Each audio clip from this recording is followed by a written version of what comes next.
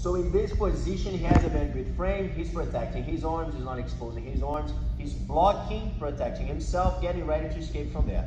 What I want to do from here is I'm going to do my esgrima all the way, my pummeling right here, just go with the arm all the way under, and I would like to have the other side past his elbow as well. So initially it was like this, and I want to have all the way past here so I can focus on this side, on this arm, on this shoulder. You can grab the belt, you can just stay with your hand over here.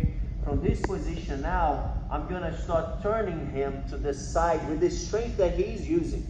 He's the one trying to block right here. But when I push like this over here to the side, I go with my body forwards. So what makes the difference right here is now I have my legs blocking his head, his neck.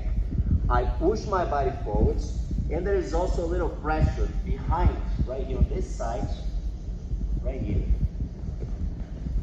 on this position, where I can put some pressure on his arm, and I just go with my shoulder to this direction.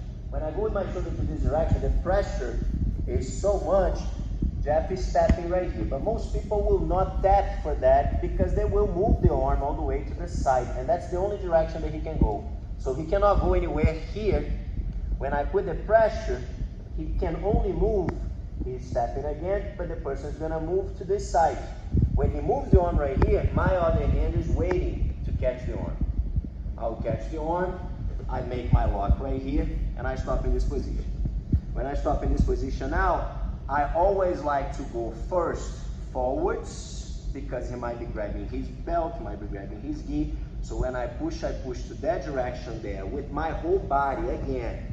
First, go back all the way up, and then you go all the way to his back to get the submission from there. So when the person is holding here, break it, go up, and push all the way down. And then we're going to talk about what to do when you try to break it over here and it doesn't happen, okay? But once again, from the beginning,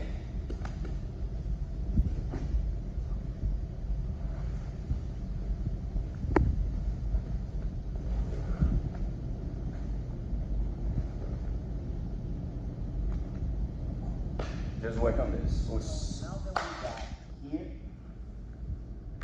and again, take your time working on those things. Of course, I'm going a little faster because I'm explaining, but a lot of times you're going to have a battle to do this hand all the way under, to control right here, to establish base, the person is moving.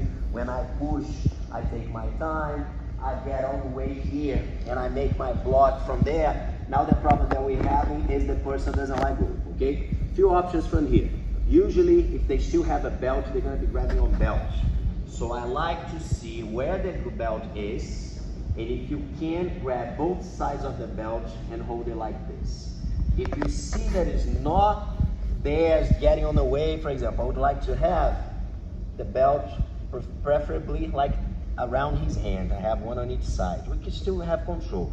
But if the belt's not giving you what you want, you're going to go for the lapel, and you're going to do the same thing. You're going to open right here, pull the lapel tight, and make sure that the control is there. Why is that? Because now I have one hand free. So with that hand free that I have right here, endless possibilities. I can open my own gi. I can go for his gi as I move forwards. I go with my hand all the way in, and I get to this side to get this grip over here. I'm already getting the choke from there, but I would finish by just going all the way. I put pressure one up and the other one comes down. I can open my own lapel from this point.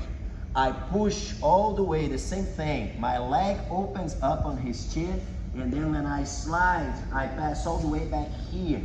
And then I have the same idea, the same concept right there. As I pass, I come back, and I squeeze right there. I have the choke from this position.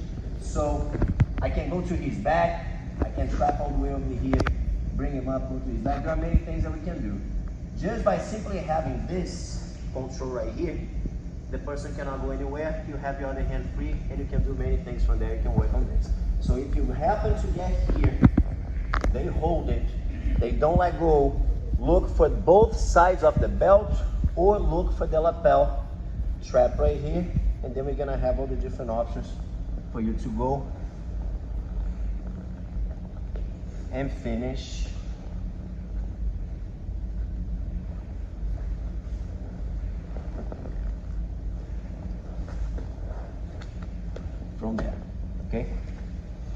practice that one. I go for this situation. I got here. The last one, we worked on the lapel, we did all that. The last one is gonna be right here. At the moment that I have his arm like this, but the elbow is not so tucked all the way in and down, the arm is like that, I'm gonna go on my own arm, and then I'm gonna go all the way around. Right here, you're gonna have to come this way over here now. When I go from here to here, I turn all the way around and I go my own body right here. When I have this position, I already have a lot of pressure on him.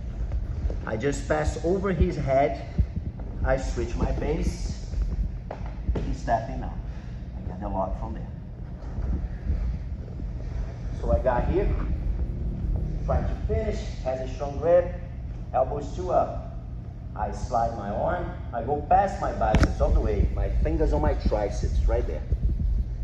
I slide the other one, always keeping contact, stay in control right here, all the way around. Once again, I go all the way behind my arm as much as I can. It's a lot of pressure already, he's feeling it. I push him down, I pass over his head, and I drop my head, give him a hug right there. So when I hug right here, and I squeeze right here, that's when he feels it, okay? That's the last option. You're gonna have thousands of options from there, but that's more than enough. Work on that right now. Any questions, let me know. 1, 2, and what?